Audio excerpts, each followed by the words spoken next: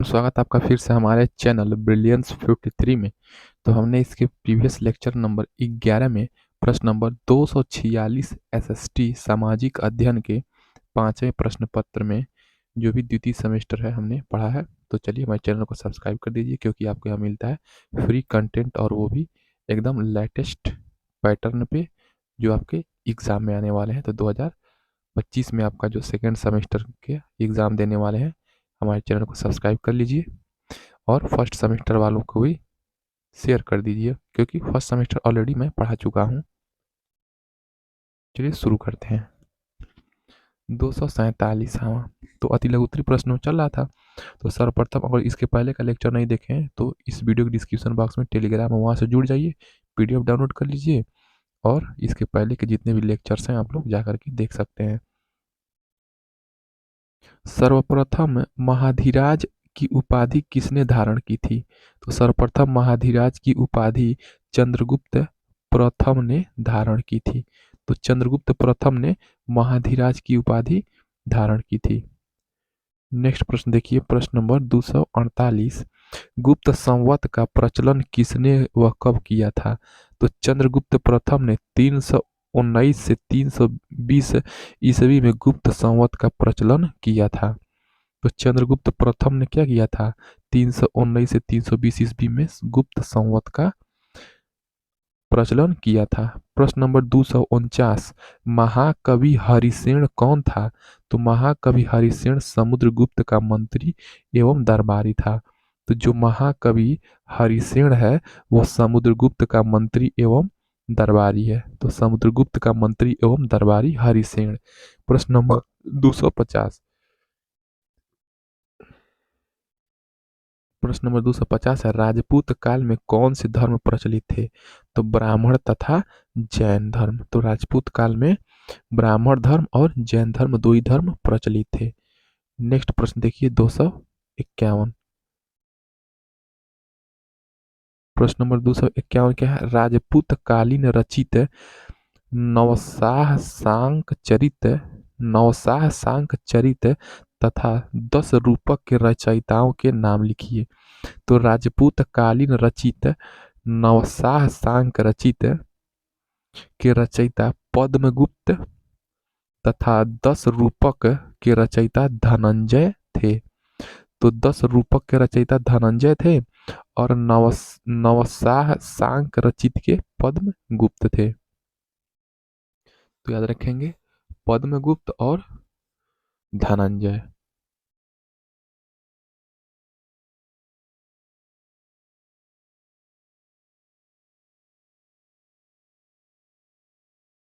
Next प्रश्न 252। राजपूत कालीन कला एवं स्थापत्य शैलियां कौन कौन सी थीं, नामोल्लेख करें। तो राजपूत कालीन कला में क्या था? नागर नागर नागर क्या है? शैली है।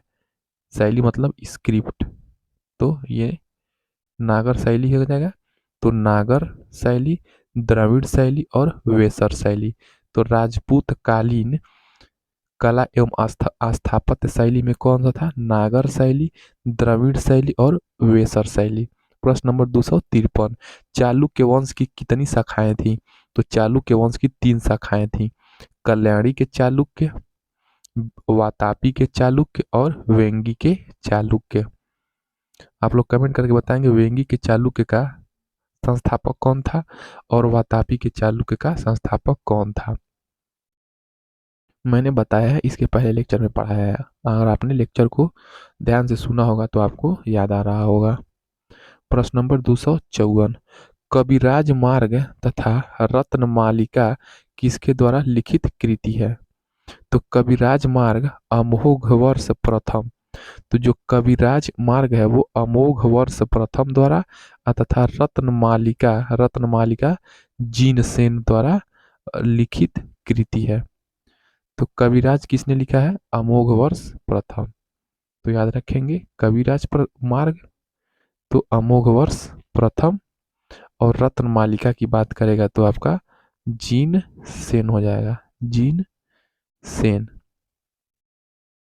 नेक्स्ट प्रश्न देखिए, प्रश्न नंबर 255। एहोल का विष्णु मंदिर किसने बनवाया था? तो एहोल का विष्णु मंदिर वातापी के चालुक्यों ने बनवाया था। तो जो एहोल का विष्णु मंदिर है उसको वातापी के चालुक्यों ने बनवाया था। प्रश्न नंबर 256, पुलकेशिन द्वितीय ने कौन सी उपाधि धारण की थी? तो पुलकेशिन द्वितीय ने पृथ्वी बल्लभ सत्याश्रय, तो पृथ्वी बल्लभ सत्याश्रय की उपाधि धारण की थी। किसने? तो पुलकेशिन द्वितीय ने पृथ्वी बल्लभ सत्याश्रय, पृथ्वी बल्लभ सत्याश्रय पुलकेशिन द्वितीय ने। प्रश्न नंबर 257,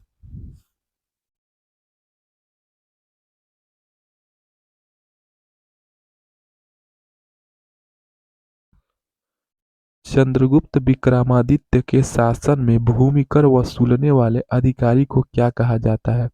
साल्किक कहा जाता है। तो चंद्रगुप्त विक्रमादित्य के शासन में जो भूमि कर वसूलने वाले को हम लोग क्या कहते थे? साल्किक कहते थे। नेक्स्ट प्रश्न देखिए 258, 258 क्या है? हूणों ने भारत पर आक्रमण किस शासक के काल में किया?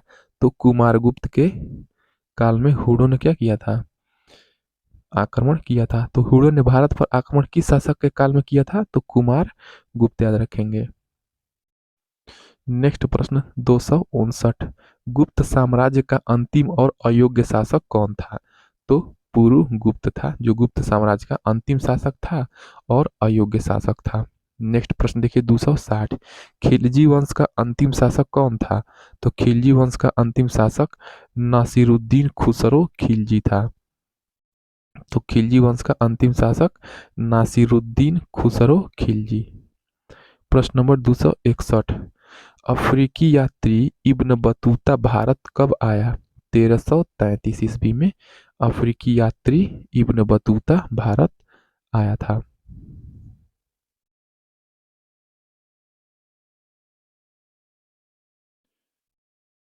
नेक्स्ट प्रश्न देखिए 262, 262 क्या है? सैयद वंश की स्थापना किसने की थी? तो खिज्र खान ने सैयद वंश की स्थापना की थी। और इब्न बतूता 1333 ईस्वी में अफ्रीका से आया था भारत। ठीक है, विदेशी यात्री था इब्न बतूता। तो सैयद वंश खिज्र खान। नेक्स्ट प्रश्न देखिए 253, गुलरुखी उपनाम किस शासक का है? तो सिकंदर लोदी का नाम क्या है? गुलरुखी उपनाम। तो गुलरुखी क्या है? इसका उपनाम है। दूसरा नाम है सिकंदर लोदी का। 264, लोदी वंश की स्थापना किसने की थी? तो लोदी वंश की स्थापना बहलोल लोदी ने की थी। तो लोदी वंश की स्थापना बहलोल लोदी, याद रखेंगे। नेक्स्ट प्रश्न देखिए 265, प्रश्न नंबर 265 क्या है?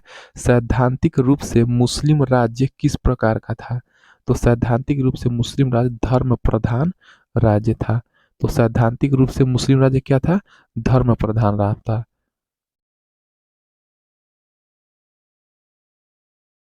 नेक्स्ट प्रश्न देखिए, प्रश्न नंबर 266, नूह सिपेहर तुगलक नामा की रचना किसने की थी? तो अमीर खुसरो ने। तो अमीर खुसरो की दो रचना क्या हो जाएगी? एक हो जाएगा तुगलक नामा और एक हो जाएगी नूह सिपेहर। तो नूह सिपेहर और तुगलक नामा, तो अमीर खुसरो, याद रखेंगे। नेक्स्ट प्रश्न देखिए 267, राज तरंगिणी के रचनाकार कौन है? तो कल्हड़ है। तो राज तरंगिणी के रचनाकार कौन है? कल्हड़। तो याद रखेंगे, राज तरंगिणी के रचनाकार कल्हड़। नेक्स्ट प्रश्न 268, सल्तनत काल में कितने कर लिए जाते थे? तो सल्तनत काल में 4 कर लिए जाते थे। कौन कौन से कर लिए जाते थे सल्तनत काल में? तो दिल्ली सल्तनत की बात हो रही है। तो सल्तनत काल में खम्स, जजिया, जकात, तो ज से जज, ज से जकात, ये तो याद रहेगा, एवं खराज। देखिए 2 वर्ड याद रखिएगा, एक ज और एक ख। सल्तनत काल में ज से आपका हो जाएगा जकात, एक हो जाएगा ज से जजिया कर, दिल्ली सल्तनत काल में। और एक से क्या हो जाएगा? एक हो जाएगा खम्स और एक से क्या हो जाएगा? एक ख से खराज। तो यही 4 प्रकार के कर आपके खम्स, खराज, ज़कात और जजिया, ये आपके सल्तनत काल में लिए जाते थे। याद रखेंगे, आशा करते हैं, आसान है। प्रश्न नंबर 269 तो प्रश्न नंबर 269 देखिए, सल्तनत काल। तो सल्तनत काल कितना है? 320 वर्ष चला, ठीक। तो 1206 से 1526 ईस्वी तक। तो सल्तनत काल के मध्य दिल्ली सल्तनत पर कितने राजवंशों ने शासन किया? तो 5 राजवंशों ने। तो सल्तनत काल जो 1206 से 1526 ईस्वी में था, इसका शासन काल, तो उसके मध्य दिल्ली सल्तनत पर कितने राजवंशों ने? तो 5 राजवंशों ने शासन किया था। 270 भारत में इस्लाम धर्म की स्थापना किसके समय से मानी जाती है? तो भारत में इस्लाम धर्म की स्थापना मुहम्मद बिन कासिम के समय से मानी जाती है।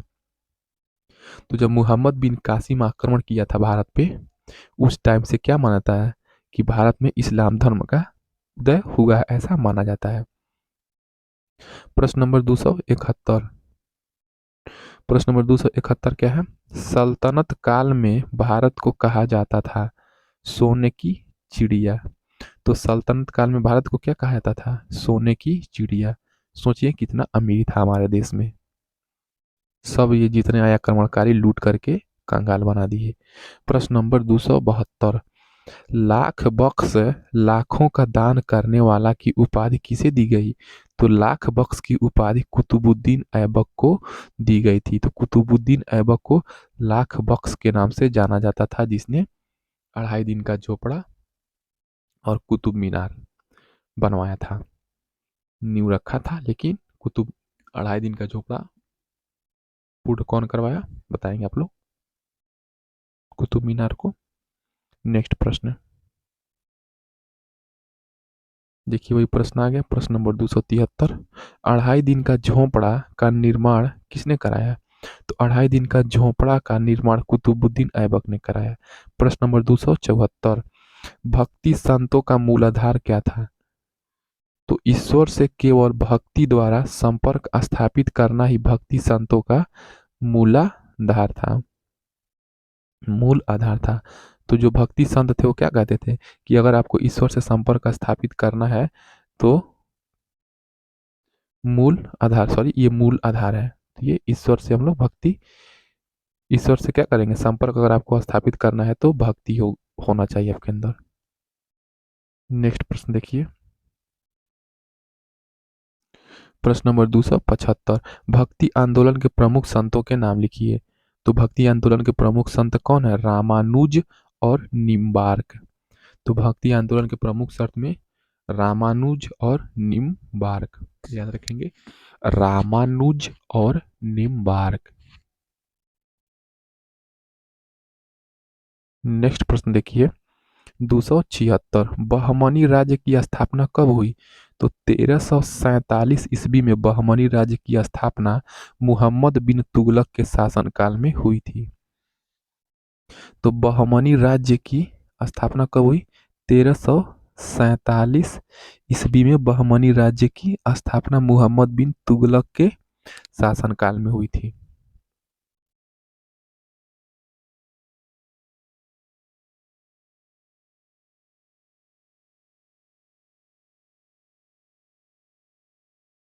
नेक्स्ट प्रश्न देखिए,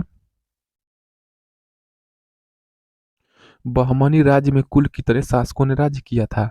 तो 14 शासकों ने बहमनी राज्य में शासक किया था। प्रश्न नंबर 278 बहमनी राज्य में कौन सा रूसी यात्री भ्रमण के लिए आया था? तो एथनेसियम निकितन। तो कौन आया था? एथनेसियम, एथनेसियम। तो बहमनी राज्य में रूसी यात्री कौन था? एथनेसियम, एथनेसियम निकितिन। तो एथनेसियन निकेतिन।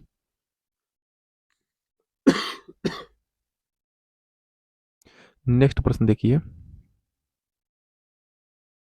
279 बहमनी राज्य के पतन के बाद दक्कन में कितने नए राज्यों का उदय हुआ? तो 5 राज्यों का, जब बहमनी राज्य पतन हो गया तो दक्कन में 5 राज्यों का उदय हुआ। पहला बीदर, बरार, बीजापुर। तो इसमें याद रखेंगे बहमनी से ब से बहमनी और ब से ब याद रखेंगे। तो ब में क्या जाएगा, बीदर, बीदर, बरार और बीजापुर। इतना याद हो जाएगा, तोड़ करके आप लोग याद करेंगे।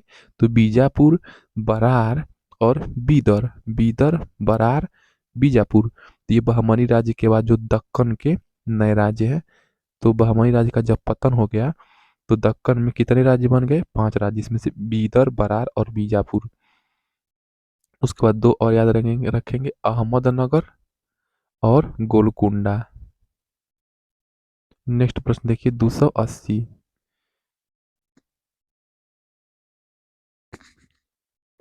प्रश्न नंबर 280 है बहमनी राज्य की राजधानी क्या थी, तो गुलबर्गा। तो बहमनी राज्य की राजधानी क्या थी, गुलबर्गा।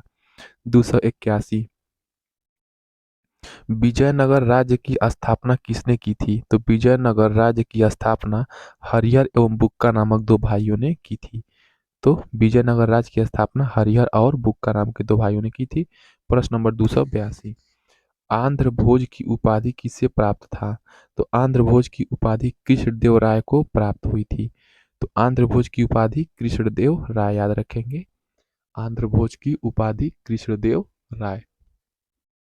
नेक्स्ट प्रश्न देखिए, प्रश्न नंबर 283 विजयनगर राज्य किस प्रथा पर आधारित था, तो विजयनगर राज्य सामंतशाही प्रथा पर आधारित था।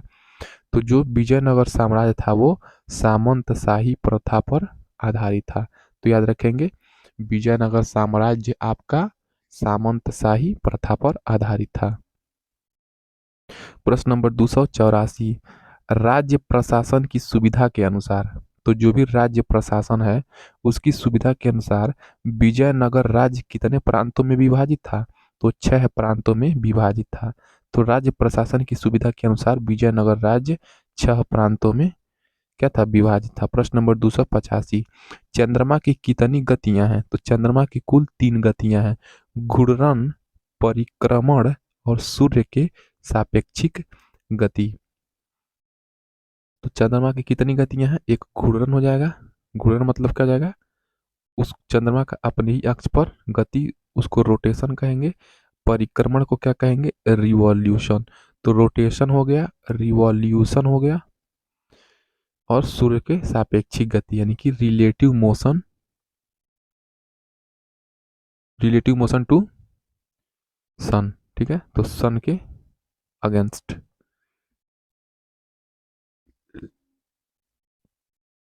नेक्स्ट प्रश्न देखिए 286। देखिए अब आपका अति लघु उत्तरी खत्म होने के कगार पर है। तो जो भी अति लघु उत्तरी का 3-4 वीडियो है आप लोग जाइए, इस वीडियो के डिस्क्रिप्शन बॉक्स में उसका लिंक है, प्लेलिस्ट है, वहां से आप लोग जाइए। सेकेंड सेमेस्टर का आप लोग सामाजिक अध्ययन का MCQ और अति लघु उत्तरी का पूरा प्रश्न आप लोग 2x स्पीड पे या 1.5 स्पीड पे आप लोग जल्दी जल्दी प्रैक्टिस कर लीजिए, एक बार 2 बार वीडियो देख करके याद हो जाएगा। प्रश्न नंबर 286 चंद्र वर्ष क्या है, तो कुल 12 चंद्रमासों का समूह चंद्र वर्ष कहलाता है।